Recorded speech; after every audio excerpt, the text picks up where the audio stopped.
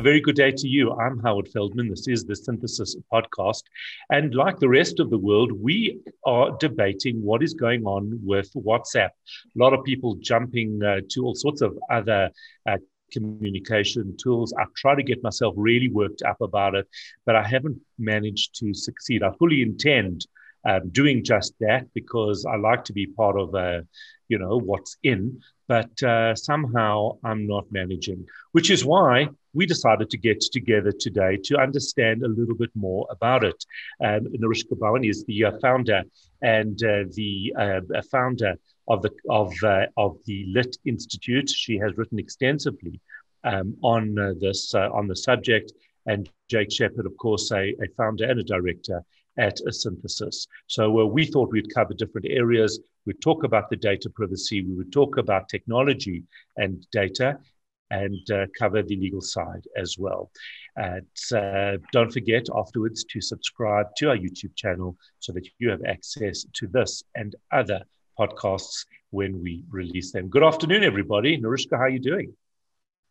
Good afternoon. I'm doing well, thanks. How are you doing? Yeah, very, very good. Thank you. Am I right or am I wrong not to get myself completely worked up about this? Do I need to work on myself? I think if you're getting worked up about the WhatsApp update, you should start getting worked up about maybe all the social media you're using. I don't think you can do one without the other. I think that's really the starting point. All right. So take us through the legal side of it. So, privacy policies have been around for a while. Basically, everything we use has these terms and conditions lurking somewhere in the back end. We usually just tick a little box and, we don't really think about it after that. We've accepted and we continue on with life.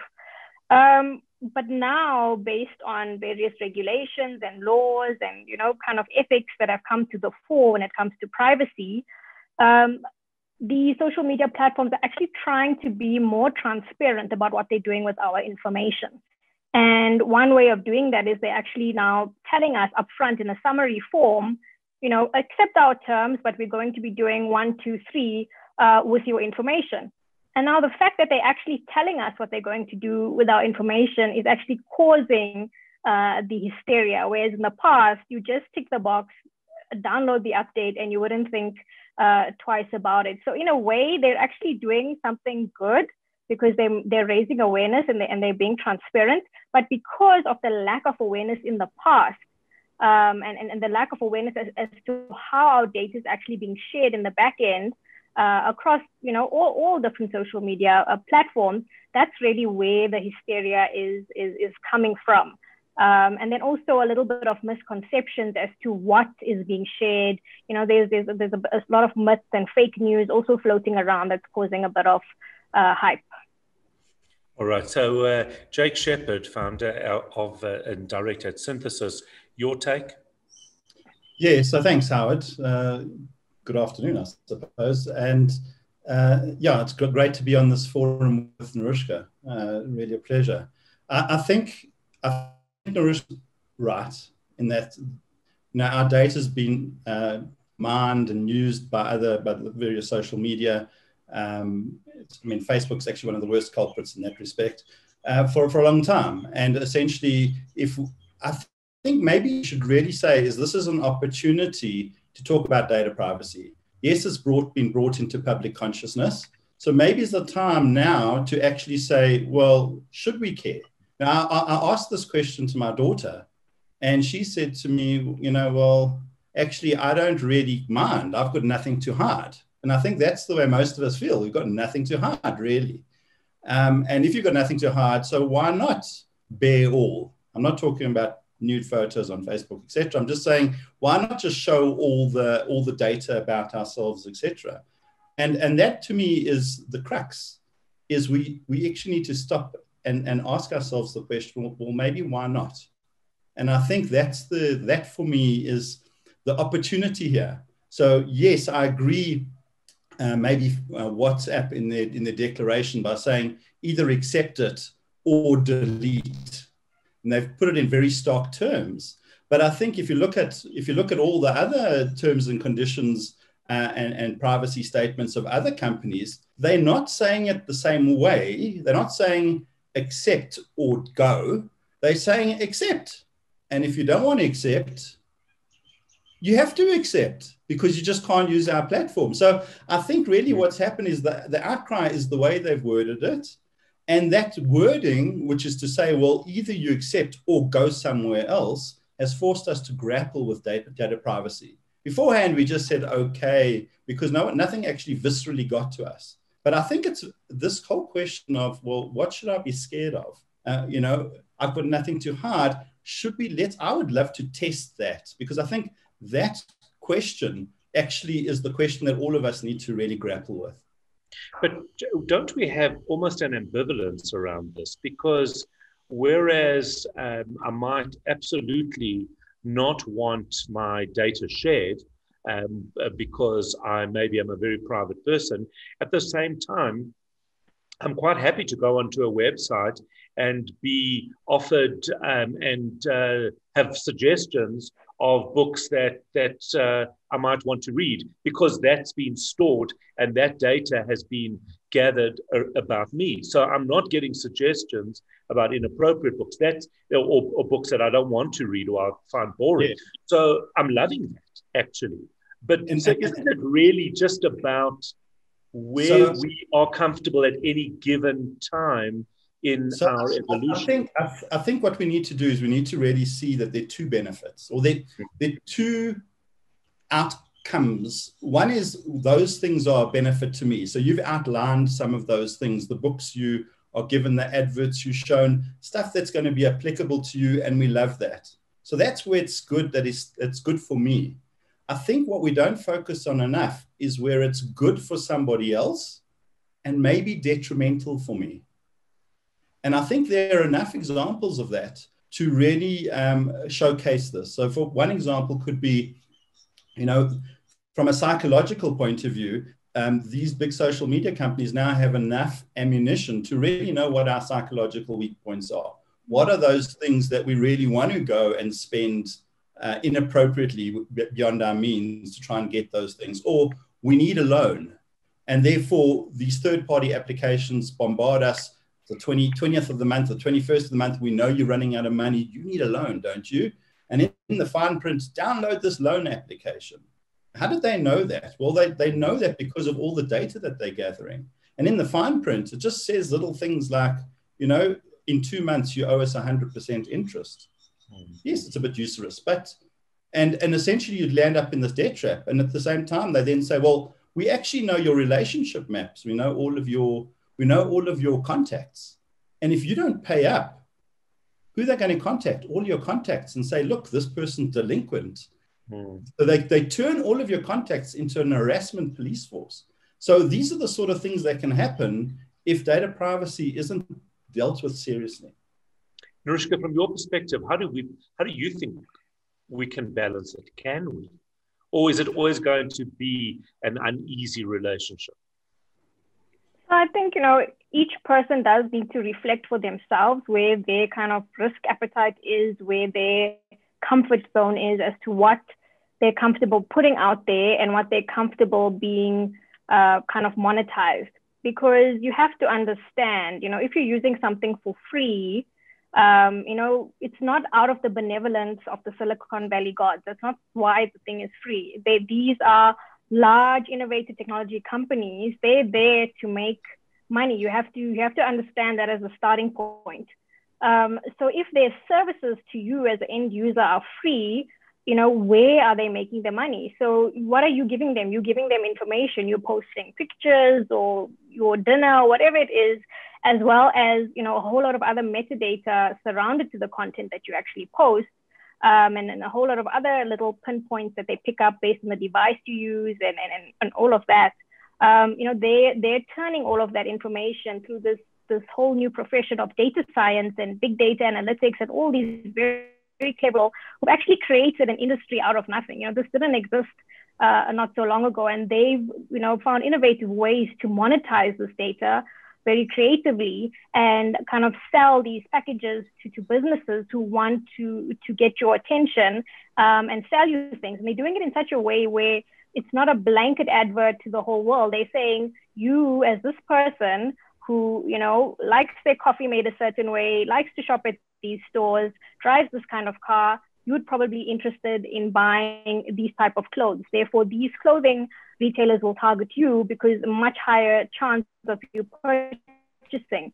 And then us as the end user, we also get to see adverts relevant to us as opposed to just random things that are popping up, which can add to that convenience.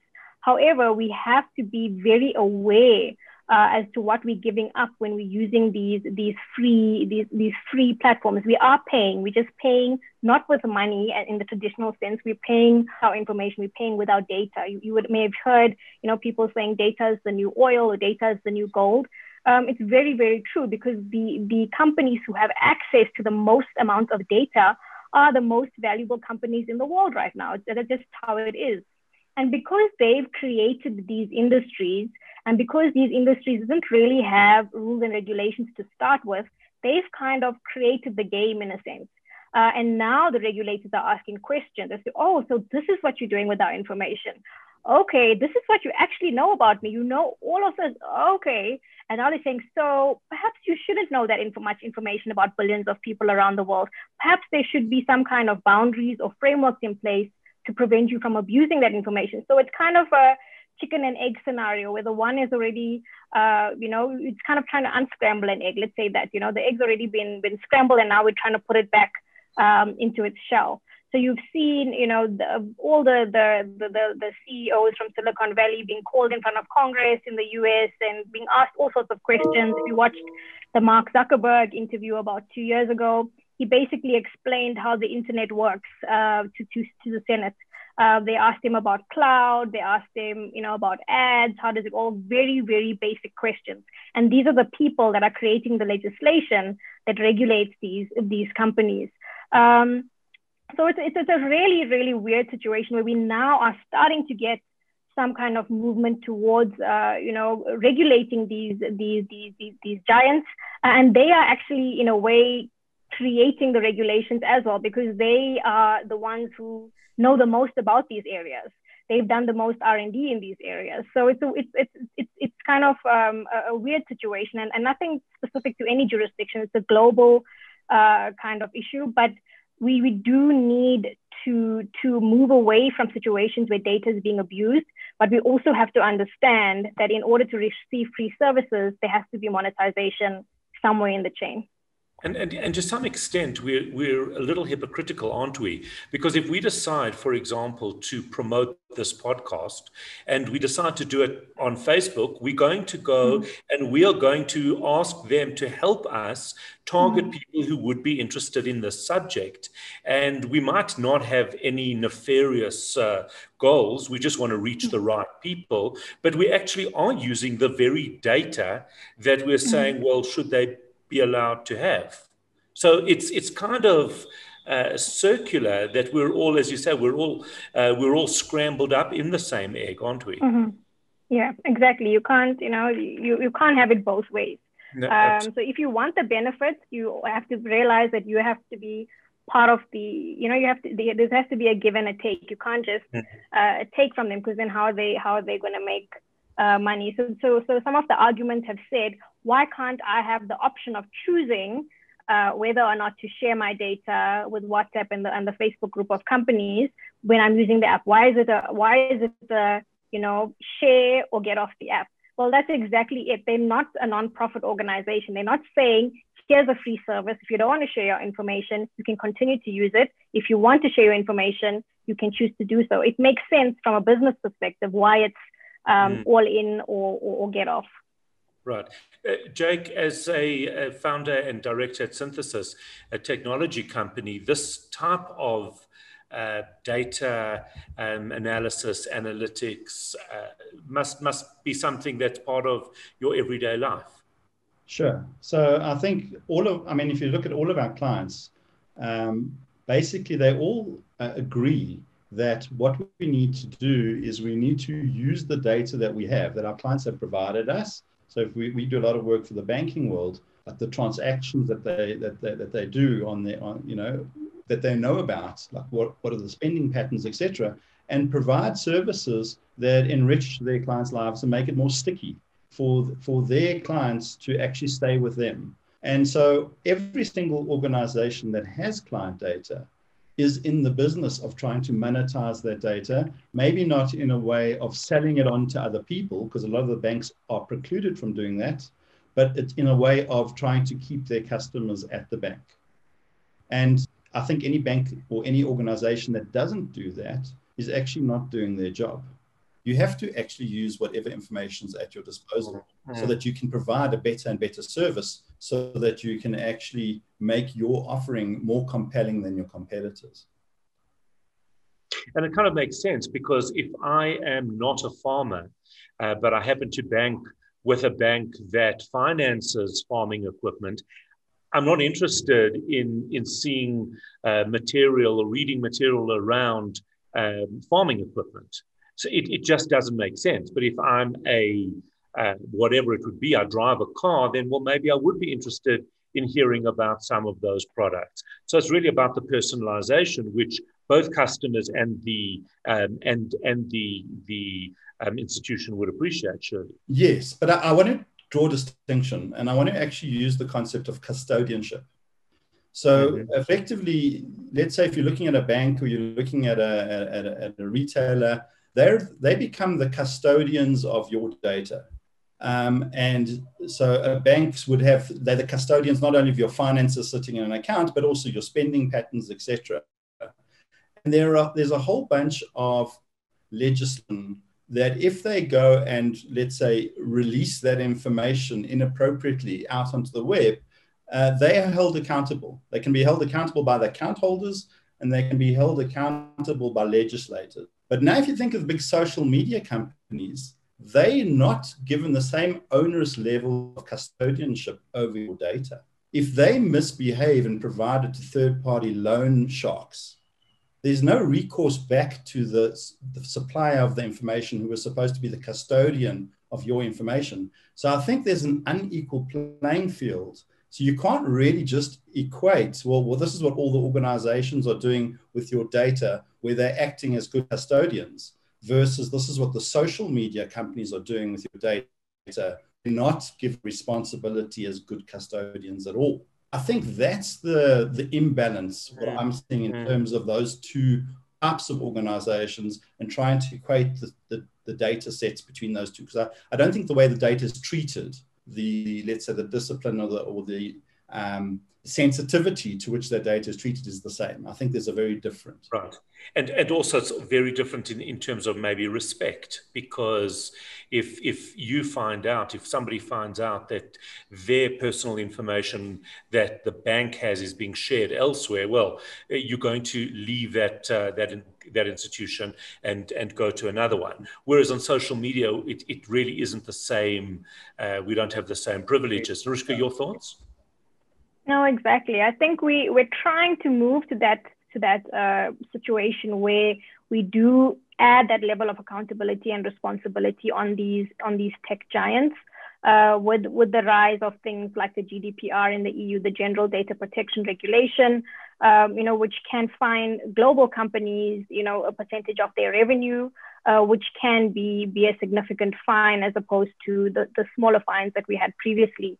And that's why, in a sense, a lot of the social media companies do take the data of European citizens almost at a higher level or a higher level of responsibility and accountability compared to the rest of the world. So going back to WhatsApp, there's actually two privacy policies that they have. They have one for people based within the EEA, the Economic European Area, and one for people outside the EEA. And the differences between those two policies, or the main difference in the update that's causing the current debate, is that if you're outside the EEA, you have to agree to sharing your data across the Facebook group.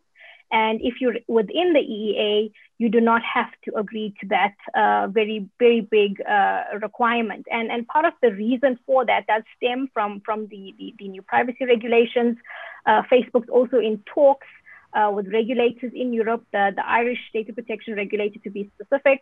And I think they actually want to upfront get the kind of consent or the go-ahead from the regulators before doing any kind of sharing with EU data, with US companies, because of fines they've received in the past, and because of a lot of cases they've lost. For example, the Schrems 2 case regarding data transfers from the EU to the US. So they're actually treating category, it's almost like first-class citizens, second-class citizens when it comes to data that they've created now, where the Europeans get the special treatment because they're probably more afraid of the fines there, and the rest of the world, even though we have very similar privacy regulations. In South Africa, we have the Protection of Personal Information Act, which is largely modeled on the GDPR, and we do have the same protections as Europeans, but because of I guess Facebook's view of everybody else versus the regulators in Europe, we do not get the same level of protection or responsibility or accountability as Jake was alluding to. Mm. It also comes at a very interesting time, because we are seeing almost to use one metaphor, or perhaps a tipping point in another, where we've seen Twitter taking action, removing a US President Donald Trump. Whether you agree with it or not, it just shows the immense power. We've had Facebook removing a whole lot of Ugandan Facebook accounts, which then and commenting on the Ugandan election. You then had Uganda shutting down the internet because but all of this is happening, and we're starting to see that, unlike a court of law that is transparent and has a process, we're suddenly seeing Facebook and Twitter, YouTube making decisions that actually affect or impact on people's freedom, on political environments, but actually happening behind closed doors in an opaque way that we don't really understand. Who's making the decisions? Are they qualified? Do they have a political bias, or do they have an agenda of some sort? So it's come during a time that I think for many people is the first time that they're looking up and saying, hold on a minute, do these guys have too much power? No, you've really raised some very interesting points there. And I mean, it's something that's been grappled with. There's been many incidents over the last couple of years surrounding this. And, the latest argument is that, well, these are private companies who make decisions as to who can access their private services. And, they are entitled to their own kind of policies as to when somebody breaches that line, and then they can say, well, we reserve our right to not let you use our services because you're going to cause harm to others, or whatever other reasons they've decided in their policies.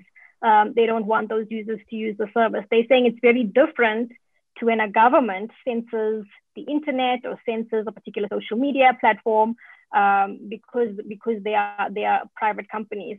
However, if you do look at the user base of these companies, they amount into the hundreds of millions and even the billions, which is larger than a lot of countries. So then they're actually controlling the narrative, maybe even more so than if one country censored the internet, if you know what I mean. So they've got this more of a global narrative as opposed to a jurisdiction-specific narrative that they have power of and that they can control. And whether or not they have any particular political agenda, I mean, as you said, those things behind the scenes, who's making decisions and on what basis, we obviously don't have access to, and we don't have the right to, because again, they are private companies. It's not a government who argues debates, in parliament, in an open forum, or anything like that. And I mean, we've had, the Cambridge Analytica scandal, which showed how, Facebook data was used to influence political outcomes in elections. We've had Bell Pottinger and the bots on Twitter showing how, vast amounts of bots, created these narratives that didn't actually exist before to change political minds and shift people into believing certain things. There's really been a lot that's happening because people have seen how powerful these social media platforms are. And if you can, get the right messages out there in the right way, you can actually change the way people think on a global scale, which is very, very scary when you think of it like that, and the fact that they have all this power. Jake, you were going to say? Yeah, so you were talking about the inappropriate or appropriate behavior of Twitter, depending on which side of the political aisle you're on. I mean, what's quite interesting is you had Angela Merkel coming out, and she, I can tell you, is no friend of Trump, saying that this was problematic, the banning of Trump. The president of Mexico as well, saying the same thing. Certainly, I would imagine he's no bad. Yes, and Emmanuel Macron, and Emmanuel Macron's also no friend of President Trump. So essentially what you're seeing is the world leaders on the other side of the political aisle are saying, actually, that's a step too far. You've taken a step too far. And I think really you're right, these networks are massive. So, I mean, Narishka, just billions of people, bigger than countries. But I think what the reason they've become so big is because they're actually not held to the same level of account as other companies. In America, there's a concept called a Section 230. So if you're let's say a public square, like a telephone company where you just allow service, you have a Section 230 protection where whatever's said on your network is not, you can't be taken to court for that. And all of these big social media companies have Section 230 protections. However, by doing this, by actually creating an unequal public square, by choosing what content can go on and what content can't go on, they're actually stepping into the realm of publisher. Now, all publishers, like in newspapers, don't have Section 230 protections. So I think the big debate actually to have is to what extent these big social media companies should be beyond the law in terms of the way that they behave and the way that they censor, and to what extent they should be held to account. And I think they've been able to get this big because of those protections, but maybe those protections are inappropriate at this point in time. Right. And again, ironically, of course, we'll be posting this to YouTube, and we'll be sharing it on Facebook and on LinkedIn, and perhaps we'll even share the link on WhatsApp. So it's really quite an ambivalent relationship that we have, because we love and need these large tech companies, but at the same time, and in doing so, we're empowering them more and more, but obviously are concerned about the amount of power that we're giving them, and perhaps maybe that's why. And Narishka, maybe you can answer this. Perhaps that knowledge, even if it was not overt, maybe that's what made people uncomfortable about WhatsApp, because at the end of the day, it's not asking, there's nothing different in reality to what we've always known or thought in terms of perhaps sharing of the data. They're now just at least asking us without just doing it. But there's something that's made us uncomfortable, and maybe this is what that is. So I think it's definitely, part of it is that raising awareness of things that we didn't know before, and understanding the power that these companies have. But I think a part of it was also a bit of fake news. So for example, people thought that your private messages could be read by Facebook, and your financial information is going to be read by Facebook and things like that. Whereas WhatsApp does use something called end-to-end encryption, where it's only the sender and the receiver who can actually read messages. If you look at the terms, they say that Facebook and WhatsApp themselves don't have the ability to read messages.